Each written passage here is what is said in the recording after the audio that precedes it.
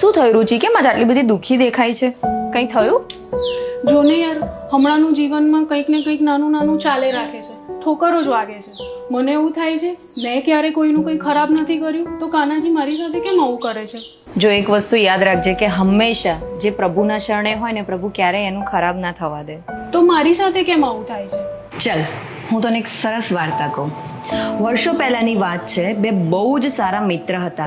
એમાંથી એક ખૂબ જ સારા કર્મ કરતો હતો ને એક છે એ બહુ જ ખરાબ કર્મ કરતો હતો.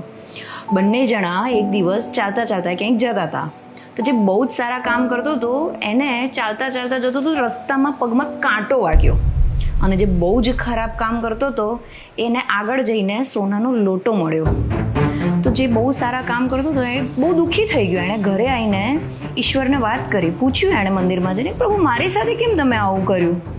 મેં તો ક્યારેય કોઈનું બગાડ્યું નથી ને હંમેશા મેં તો તમારી પૂજા અર્ચના કરી છે, તો મને કાંટો અને જે હંમેશા ખરાબ કરતો હતો એને કેમ સોનાનો લોટો?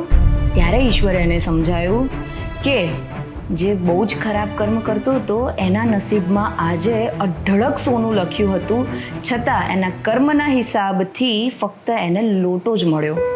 જ્યારે આજે તારા જીવનમાં ખૂબ જ મોટી જાનહાનિ આવવાની હતી, બહુ જ મોટી ઘાત હતી, જે ફક્ત એક કાંટામાં પત્યું. સમજ્યું? જે છે એ કર્મચક્રના હિસાબથી તમને તમારું ફળ મળે છે. So moral of the story is કે જ્યારે તમારા સારા કર્મોમાં કોઈ જ કચાશ હોતી નથી અને તમે પ્રભુના શરણે હો છો તો તમારા જીવનની મોટામાં મોટી ઘાત પણ પ્રભુ હટાવી દે છે.